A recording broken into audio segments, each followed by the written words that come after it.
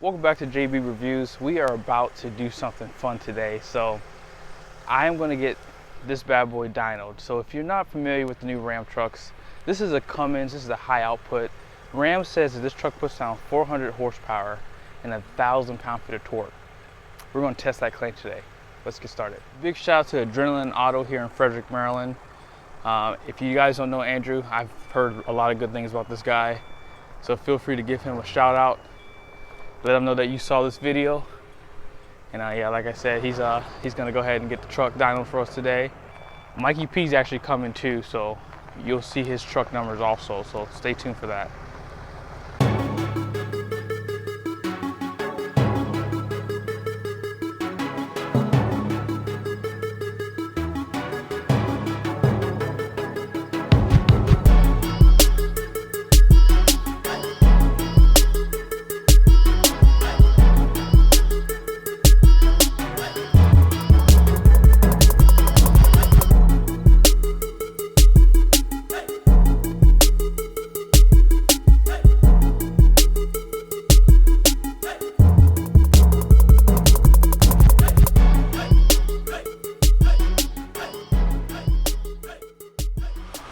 All right, so Andrew has put the truck on the roller.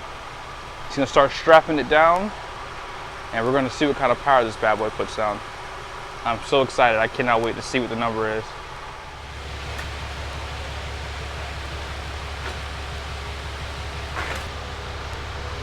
Check this out.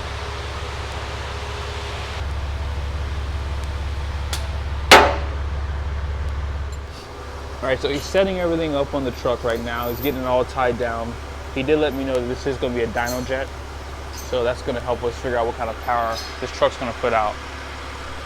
It is pretty cold outside today, so it's probably, well, it's not that cold. It's only 40 degrees, but I have to keep this truck running because it keeps on dropping below, you know, the temperatures that I need to get the max performance. Hopefully we can get this done today. I think he has to do some additional things because it's a diesel to get a RPM line. So be sure to subscribe to the channel. This is a lot of money just to get dyno numbers. So yeah, I'm excited to see, man. This truck has 1,000 pound-feet of torque. I'm hoping that this truck puts down about at least 780. All right, Mikey P just got here with the big boy power wagon. What's up, bro? What's up, bro? Man, we about to get these trucks dynoed today, dude. They got my truck on the dyno right now. And then after mine's done, we're gonna get Mikey P's done. They're just trying to find an RPM signal for mine right now.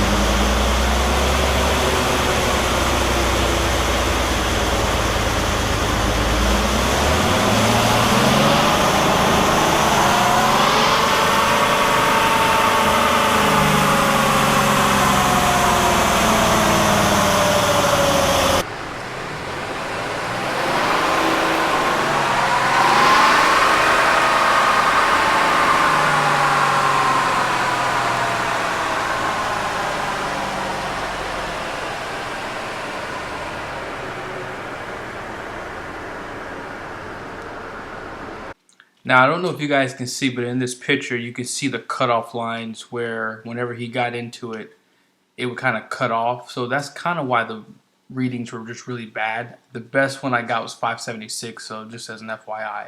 I think we did a few more pulls after this, but they didn't get much better.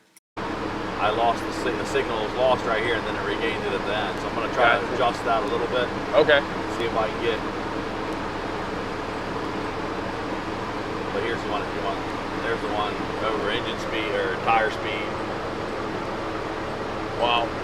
Yeah, and the RPM range is so short. Mm-hmm. It's 3,500. It's so hard to start without, because if I do a full right from idle, then obviously it's going to go to, it's in first gear.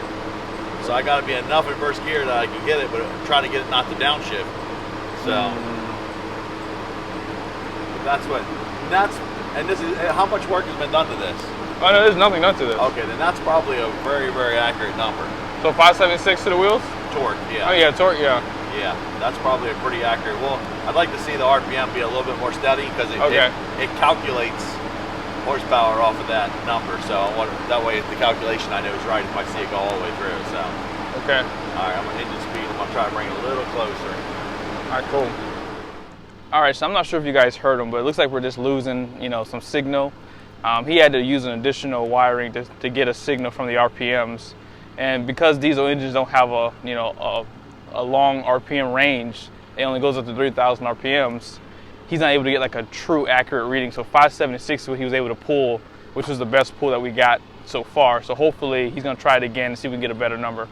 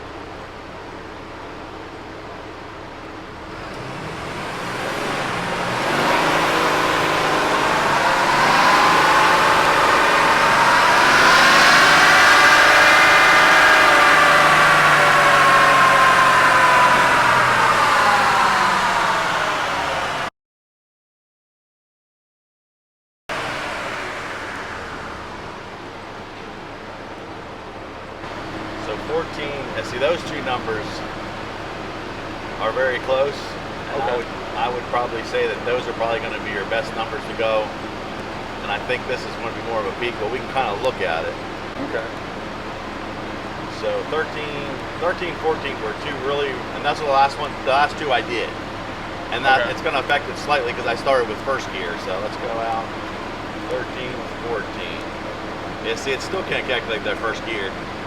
Oh, it wow. doesn't see it. Oh, it doesn't see the, okay. No, because it's so early in the, and it didn't, unless you know what it's possibly doing is combining first and second. But you still don't have as much torque as when I hit fourth, because Okay. fourth's direct drive. So, and that's essentially you're changing your gear ratio in first. Okay. So to make it spin faster. So your most accurate number to what your engine's doing torque and horsepower is when you get it closest to the direct drive. So the speed of the flywheel is the same as the speed of or intensity of the speed of the drive shaft. Okay. So, and that gives you a more accurate, most accurate. So like on a stick car, if fourth gear is direct, you do a fourth gear pull. If fifth gear is direct, you do a fifth gear pull. And if you try to do like a third or a fourth, it skews the numbers because it's not a direct 1-to-1 ratio. Gotcha. You're changing it, almost like a gear ratio. Like technically too, like if you change your rear gear, it'll change it slightly. If you put a 411 gear in, it looks like it's got less power, but it really, Has on more. the street, it feels like it's got more because Yeah. you're able to run a higher RPM in certain situations. So. Right. But those two are super repetitive and they're very close. But we can also, if you just want the big number, I think the big number was the 576? yeah, I think it was 576. Yeah. So let's overlay. And then 314 horsepower. Yeah, I'm gonna overlay it over these two and see if it can figure out. See, so what it did was that was in third gear, or it sees it actually. Yeah, because there's vehicle speed. We're overlaying it on vehicle speed. So it was able to calculate that at third gear. So you have enough information, and I can give this to you on a like a dongle or a flash drive where you have every one of them. Okay. So if you ever went, you did some, let's say you did a cold air intake and exhaust system and a tune.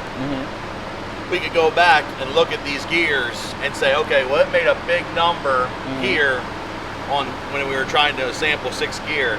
And that was a little early in the running too, so it was a little cooler. I don't think temperature is what gave you that horsepower number. Yeah. I think it's more of a little bit of a spike where the converter was exactly right when I sampled it.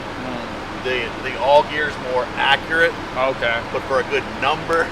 Yeah. Because some people just look for a number, some people want to know, So there's both, but you can see that it did it in third gear at approximately, 53 miles an hour. So that's about where it saw your peak. Gotcha. So, and that should definitely be third, Because here's second gear, and every time we did a second gear, they were all about the same. It changed a little bit. Okay. And the way your converter flashes and multiplies the torque, it sometimes can make it hard to be repetitive. Okay. So fourth gear is where most of the power is, basically.